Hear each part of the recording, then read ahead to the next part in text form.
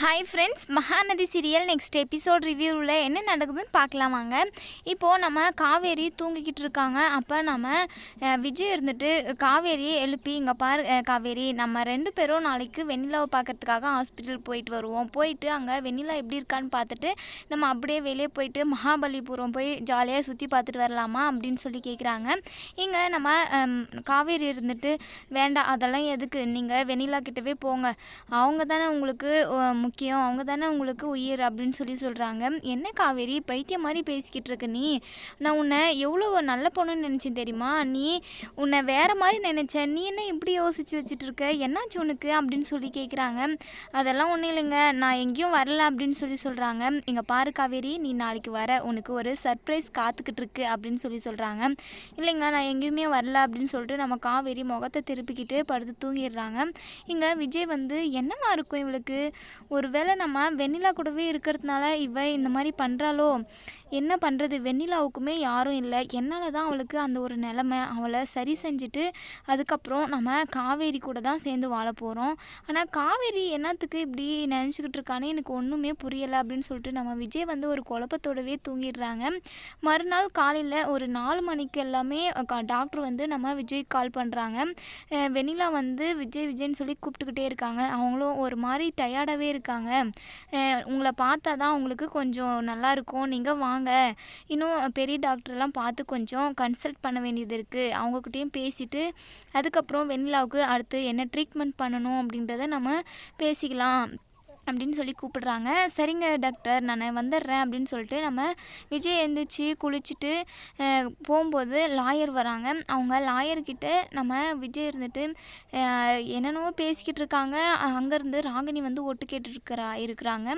லாயர்கிட்ட நம்ம விஜய் வந்து என்ன பேசியிருப்பாங்கன்னா, இப்போ நம்ம வெண்ணிலாவோட அப்பாவும் அம்மாவும் இறந்துட்டாங்க இல்லையா, அவங்க எதனால் யாரால் அவங்க இறந்தாங்க, என்ன சதியாகலை அவங்க இறந்தாங்க அப்படின்னு கண்டுபிடிக்கிறதுக்காக தான் இங்கே லாயர்கிட்ட நம்ம விஜய் வந்து பேசிக்கிட்டு இருக்காங்க. இதை வந்து நம்ம ராகினியுமே ஒட்டு கேட்டுட்ருக்காங்க. என்ன பேசுகிறாங்கன்னு காதலே சரியாக விழவே இல்லையே அப்படின்னு சொல்லிட்டு அதுக்கப்புறம் விஜய் வந்து லாயர்கிட்ட எல்லாம் பேசி முடிச்சுட்டு வெண்ணிலா பார்க்குறதுக்காக நம்ம விஜய் வந்து கிளம்பி போயிடுறாங்க.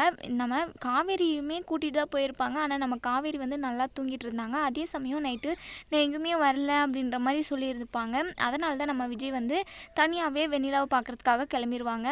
அதுக்கப்புறம் 6 மணி போல் நம்ம காவேரி எந்திச்சு வெளியே வராங்க. எங்கே விஜயை காணோம் அப்படின்னு சொல்லிட்டு வீடு ஃபுல்லாக தேடிக்கிட்டு இருக்காங்க. அப்போ தான் நம்ம ராகினி ஊஞ்சலில் உட்காந்துட்டு வாம்மா காவேரி அப்படின்னு சொல்லி கூப்பிட்றாங்க. இங்கே நம்ம காவேரிக்கு முகமே மாறிடுது. காலையிலே இந்த இவ முகத்தில் மொழிய வேண்டியதாக இருக்குது, இன்றைக்கி ஃபுல்லாக என்ன நடக்குமோ அப்படின்னு சொல்லிட்டு நம்ம காவேரி மனசுக்குள்ளே நினச்சிக்கிட்டே போகிறாங்க. என்ன காவேரி இவ்வளோ லேட்டாக தூங்கி எழுந்திரிச்சு வர, விஜய் காலையிலே எழுந்திரிச்சு வெண்ணிலாவை பார்க்குறதுக்காக போயிட்டாங்க. அதுவும் இல்லாமல் லாயர்கிட்ட பேசிக்கிட்டு இருந்தாங்க. என்ன தெரியுமா, உனக்கு டிவோர்ஸ் கொடுக்குறத பற்றி அப்படின்னு சொல்லி சொல்கிறாங்க. இங்கே நம்ம காவேரி இடிஞ்சு போயிடுறாங்க. என்ன இவ சொல்லிக்கிட்டு இருக்கா, நம்மளை கஷ்டப்படுத்துறதுக்காக பொய் சொல்லுவாளோ அப்படின்னு சொல்லிட்டு நினைக்கிறாங்க. என்ன காவேரி யோசிக்கிற, நான் பொய் சொல்கிறேன்னு பார்க்குறியா, உண்மையாகவே டிவோர்ஸுக்காக தான் லாயர்கிட்ட பேசிக்கிட்டு இருந்தாங்க. கூடிய சீக்கிரமே உன்னை டிவோர்ஸ் பண்ணிவிட்டு வெண்ணிலாவை இந்த வீட்டில் கூட்டிகிட்டு வந்து விஜய் வைக்க போகிறாரு. அப்போ தான் உனக்கு தெரிய போகுது, நான் பொய் சொல்கிறது தான் நீ நினச்சிக்கிட்டு இருப்ப, நடக்கிறப்போ உனக்கே தெரியும். அவராக வீட்டை விட்டு வெளியே போன்னு சொல்கிறதுக்கு முன்னாடி நீயா போயிட்டுனா உனக்கு கொஞ்சம் மரியாதையாச்சும் மிஞ்சம் அப்படின்னு சொல்லி இங்கே நம்ம காவேரியை வெறுப்பேற்றிக்கிட்டு இருக்காங்க. இங்கே நம்ம காவேரிக்கு பல யோசனையாக இருக்குது. என்னவா இருக்கும், இவ சொல்கிறது உண்மையாக இருக்குமா பொய்யா இருக்குமா அப்படின்னு சொல்லிட்டு பயங்கரமாக யோசிச்சுட்டு இருக்காங்க. அதுக்கப்புறம் இன்னொரு முக்கியமான விஷயம் உங்களுக்கு சொல்லணும். அதுவும் இல்லாமல் ஏதோ அக்ரிமெண்ட்டை பற்றி பேசிக்கிட்டு இருந்தாங்க அப்படின்னு சொல்லி சொல்கிறாங்க.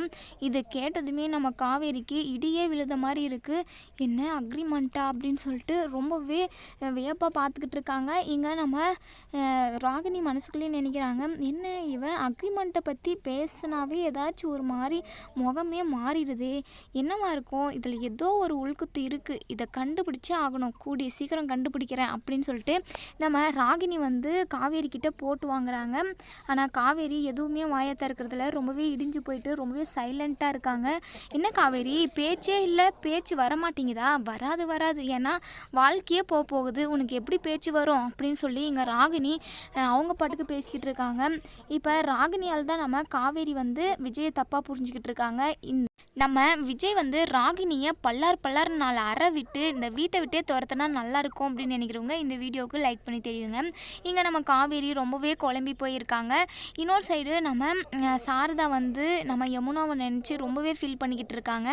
நம்ம கங்கா கிட்ட சொல்கிறாங்க, கங்கா யமுனா அந்த வீட்டில் எப்படி தான் இருக்கானே தெரியல, அந்த பொம்பளை அப்படி பேசுது, வாய்க்கு வந்தபடியெல்லாம் பேசுது, ஆனால் அவள் எப்படி தான் சமாளிக்கிறான்னு தெரியல அப்படின்னு சொல்லிட்டு ரொம்பவே புலம்பிக்கிட்டு இருக்காங்க. இங்கே கங்கா இருந்துட்டு நம்ம சாரதாவை சமாதானப்படுத்துகிறாங்க. இங்கே பாருமா, அவள் எல்லாத்தையும் சமாளிச்சுக்குவா, அவள் தைரியமாக தான் இருக்கா, அவள் கண்டிப்பாக அவள் வாழ்க்கையில் ஜெயிச்சு காட்டுவாம்மா அப்படின்னு சொல்லிட்டு இங்கே நம்ம சாரதாவுக்கு ஆறுதல் சொல்லிக்கிட்டு இருக்காங்க. அதெல்லாம் சரிதாண்டி, இங்கே எந்த வேலையுமே செய்யாமல் வேணுன்றதை நினச்ச நேரத்துக்கு கேட்டு சாப்பிட்டுட்டு இருந்துப்பா, ஆனால் அங்கே அவள் சமைச்சாதான் சாப்பாடு, அவள் எப்படி சமைக்கிறாளா இல்லை சாப்பிடாமே கூட அப்படியே இருந்துடுறாளா என்னன்னே தெரியல அப்படின்னு சொல்லிட்டு இங்கே ஒரே புலம்பலாக இருக்குது. இங்கே காவேரி வந்து ரொம்பவே ஃபீலிங்காக இங்கே சாரதா வீட்டுக்கு வராங்க.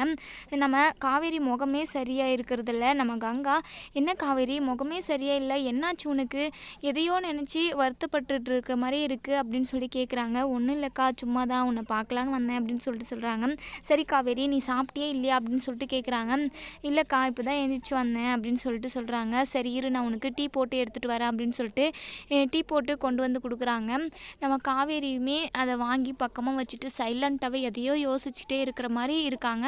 நம்ம சாரதா, என்னடி ஏதோ பேய் அறிஞ்ச மாதிரி இருக்க, என்னாச்சு உனக்கு அப்படின்னு சொல்லி கேட்குறாங்க. அது ஒன்றும் இல்லைம்மா அப்படின்னு சொல்லி சொல்கிறாங்க. சரி சரி, மாப்பிள்ளை வந்தார்ல, என்ன பேசினாரு, மகாபலிபுரம் வரைக்கும் உன்னை கூட்டிகிட்டு போகிறேன்னு சொன்னார், போயிட்டு வந்தீங்களா இல்லையாடி அப்படின்னு சொல்லி கேட்குறாங்க. இல்லைம்மா, நான் ஆஃபீஸில் சின்ன பிரச்சனை, அங்கே முடிச்சுட்டு நான் ஹாஸ்பிட்டல் போயிட்டு வெண்ணிலாவை பார்த்துட்டு வந்தேன், அங்கே போனால் விஜய் இல்லை வீட்டுக்கு வந்துட்டு இருக்காருன்னு சொன்னாங்க அப்படின்னு சொல்லி சொல்கிறாங்க. சரிடி, மாப்பிள்ளை என்னவோ உண்மையில தான் உயிராக இருக்காரு, உன்னை தவிர வேறு யாருமே அவர் கண்டிப்பாக திரும்பி கூட பார்க்க மாட்டாருடி, ஏன்னா அவ்வளோ தங்கமான மாப்பிள்ளடி அப்படின்னு சொல்லி நம்ம விஜயை வந்து ரொம்பவே புகழ்ந்து பேசிக்கிட்டு இருக்காங்க. இங்கே நம்ம காவேரி மனசுக்குள்ளேயே நினச்சிக்கிட்டு இருக்காங்க, என்னோட கஷ்டம் உங்களுக்கு எப்படிமா தெரியும், நான் தான் அவரை அக்ரிமெண்ட் போட்டு கல்யாணம் பண்ணியிருக்கேனே, கண்டிப்பாக அந்த அக்ரிமெண்ட்டு முடிஞ்சால் நான் அந்த வீட்டை விட்டே வெளியே வந்துடுவேன், வெண்ணிலா தான் அந்த வீட்டோட மகாராணி அப்படின்னு சொல்லி இங்கே காவேரி மனசுக்குள்ளேயே நினச்சிக்கிட்டு இருக்காங்க. கங்கா இருந்துட்டு, என்னடி அம்மா இவ்வளோ பேசிக்கிட்டு இருக்கு, நீ பாட்டுக்கு சைலண்ட்டாக எதையோ யோசிச்சுட்டே இருக்க அப்படின்னு சொல்லி கேட்குறாங்க. அதெல்லாம் ஒன்றும் இல்லைக்கா அப்படின்னு சொல்லி சொல்கிறாங்க. சரி சரி, உங்கள் மாமா யார் கூடயோ ஒரு பொண்ணு கூட இது ரீல்ஸ் எல்லாம் பண்ணியிருக்கிறாருடி, வரட்டும், அவர் வரட்டும் தான் இருக்கிறேன், நான் கண்ட பொண்ணுங்க கூடலாம் ரீல்ஸ் பண்ணிக்கிட்டு இருக்காரு, அதுக்கு தான் போவார் போல் அப்படின்னு சொல்லி இங்கே குமரனை திட்டிக்கிட்டு இருக்காங்க. சரி சரி, விஜய் வந்து உங்க கூட நல்லா பேசினாரா அப்படின்னு சொல்லி கேட்குறாங்க. இங்கே காவேரி இருந்துட்டு, நம்ம கங்காவோட சந்தோஷத்துக்காக நல்லா பேசினார், வெண்ணிலாவை பார்த்துட்டு வரேன்னு சொல்லிட்டு போயிருக்காரு, என்னையும் கூப்பிட்டாருக்கா, நான் தான் போகல அப்படின்னு சொல்லி சொல்கிறாங்க. ஏ பைத்தியக்காரி, நீயும் கூடவே போயிருக்கலாம் இல்லடி, அவருக்கு துணையாக இருந்திருக்கும்ல அப்படின்னு சொல்லி சொல்கிறாங்க. இல்லைக்கா, எனக்கே ஒரு மாதிரி டயர்டாக இருந்தது, ஆஃபீஸ்க்கு போயிட்டு வந்தது, அதனால தான் சரி நான் ஆஃபீஸை பார்த்துக்கலாம் அப்படின்னு சொல்லிட்டு தான் நான் நின்றுட்டேன், அவரை மட்டும் போக சொன்னேன் அப்படின்னு சொல்லிட்டு இங்கே காவேரி சமாளிக்கிறாங்க.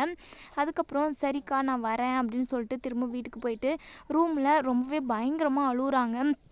இதுக்கப்புறம் நம்ம விஜய் கூட சேர்ந்து வாழ முடியாது அப்படின்னு சொல்லிட்டு கத்தி கத்தி அழுகுறாங்க. ரூமை க்ளோஸ் பண்ணிவிட்டு சரி இதுக்கப்புறம் நம்ம இந்த வீட்டில் இருக்கிறதுக்கு கரெக்டு இல்லை, இந்த ராகினி சொன்னது தான் கரெக்டு, அவங்களா வீட்டை விட்டு வெளியே போகணுன்னு சொல்கிறதுக்கு முன்னாடி நம்மளாக போயிடுவோம், நானும் கடைசி வரைக்கும் நம்பிக்கை வச்சுக்கிட்டு இருந்தேன், கண்டிப்பாக நம்ம கூட தான் இருப்பார் விஜய், நமக்காக தான் இருக்குவார் அப்படின்னு சொல்லிட்டு, ஆனால் அது நடக்க போகிறதில்ல, நம்ம எங்கேயாவது போயிடுவோம் அப்படின்னு சொல்லிட்டு இங்கே நம்ம காவேரி ட்ரெஸ் எல்லாம் பேக் பண்ணிக்கிட்டு வெளியே போய் பார்க்குறாங்க, தாத்தாது யாராச்சும் இருக்கிறாங்களா அப்படின்னு சொல்லிட்டு.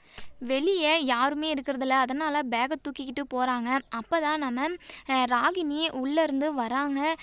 நம்ம காவேரி கையில் பேக் இருந்ததும் இங்கே ராகினி பயங்கரமாக கலாய்க்க ஆரம்பிச்சிடுறாங்க. என்ன காவேரி, உனக்கே தெரிஞ்சு போச்சா, நான் அதனால தான் சொன்னேன், ஃபஸ்ட்டுலேருந்தே சொன்னேன் அவர் உனக்கு கிடைக்க மாட்டார் அப்படின்னு சொல்லிட்டு, இப்போ நீ எடுத்திருக்க முடிவு ரொம்ப கரெக்ட் காவேரி அப்படின்னு சொல்லி சொல்கிறாங்க. இங்கே நம்ம காவேரி ரொம்பவே கோவமாக வெளியே போகிறாங்க, வாசப்படியை தாண்டுறாங்க, உடனே அவங்களுக்கு மயக்கம் வந்து கீழே விழுந்துடுறாங்க. இங்கே ராகினி வந்து அவர் என்னாச்சு இவளுக்கு அப்படின்னு சொல்லிட்டு தாத்தாவை கூப்பிடுறாங்க. இப்போ தாத்தா வந்து பார்த்ததுமே ரொம்பவே பதட்டப்படுறாங்க. காவேரி உனக்கு என்னாச்சு, உனக்கு எதுவும் ஆகாது, நீ பயப்படாத அப்படின்னு சொல்லிட்டு தண்ணி தெளித்து எழுப்பிடுறாங்க. ஆனால் நம்ம காவேரி எந்திரிக்கிறதில்ல. உடனே ராகினியை பயங்கரமாக திட்டுறாங்க. என்ன பண்ண நீ, என்னாச்சு அப்படின்னு சொல்லி கேட்குறப்ப தாத்தா நான் எதுவும் பண்ணலை, அவள் தான் எங்கேயோ பேக்கை தூக்கிட்டு போனா, அப்போ மயங்கி விழுந்துட்டா அப்படின்னு சொல்கிறாங்க. அதுக்கப்புறம் தாத்தா இருந்துட்டு அவங்களோட ஃபேமிலி டாக்டருக்கு கால் பண்ணி வர சொல்கிறாங்க. அதுக்கப்புறம் அவங்க செக் பண்ணி பார்த்ததுமே நம்ம காவேரி ப்ரெக்னெண்ட்டாக இருக்கிற விஷயத்த வந்து நம்ம தாத்தா கிட்ட சொல்கிறாங்க. தாத்தா பயங்கர சந்தோஷப்படுறாங்க. அதுக்கப்புறம் நம்ம விஜய் கால் பண்ணி உடனே விஷயத்த சொல்கிறாங்க. விஜய் நீ அப்பாவாக போகிறடா, எனக்கு ரொம்ப சந்தோஷமாக இருக்குதுடா, நான் ரொம்ப நாளாக எதிர்பார்த்துட்டு இருந்ததை நீங்கள் நிறைவேற்றி கொடுத்துட்டீங்க, எனக்கு இது போதுண்டா அப்படின்னு சொல்லிட்டு பயங்கர சந்தோஷமாக சொல்கிறாங்க. இங்கே நம்ம விஜய் வந்து பயங்கரமாக சந்தோஷப்படுறாங்க, ரொம்பவே துள்ளி குதிச்சுக்கிட்டு இருக்காங்க, நான் அப்பாவாக போகிறேன்னு சொல்லிட்டு. உடனே வெண்ணிலாவை பார்த்துக்கிறதுக்காக யாரையோ ஒருத்தரை விட்டுட்டு உடனே நம்ம விஜய் வந்து பறந்து வராங்க. உடனே நம்ம காவேரியை பார்க்குறதுக்காக வராங்க. காவேரி பார்த்து பேச வராங்க. ஆனால் காவேரி முகத்தை திருப்பிக்கிறாங்க. ஏன்னா அவங்க வாழ்க்கையே போகிற நிலமையில இருக்குது. இப்போ என் குழந்தை வேற வந்து தவிக்க போகுது அப்படின்னு சொல்லிட்டு எங்கள் காவேரி நம்ம விஜயை தப்பாக புரிஞ்சுக்கிட்டு நம்ம விஜய் கூட பேசாமவே இருக்காங்க. நம்ம விஜய்க்கு ரொம்பவே வருத்தமாக போகுது. காவேரி என்னாச்சு உனக்கு, இப்போ சந்தோஷமான விஷயம் நடந்திருக்கு, அது பேசிக்காமல் நீ பாட்டுக்கு நான் எதுவும் பேசினாலையும் நீ முகத்தை திருப்பிக்கிற, உனக்கு என்னாச்சு அப்படின்னு சொல்லிட்டு எங்கள் விஜய் வந்து ரொம்பவே வருத்தப்படுறாங்க. நம்ம காவேரி கூடிய சீக்கிரமே விஜயோட மனசை புரிஞ்சுக்கணும் அப்படின்னு நினைக்கிறவங்க இந்த வீடியோவுக்கு லைக் பண்ணி தெரியுங்க.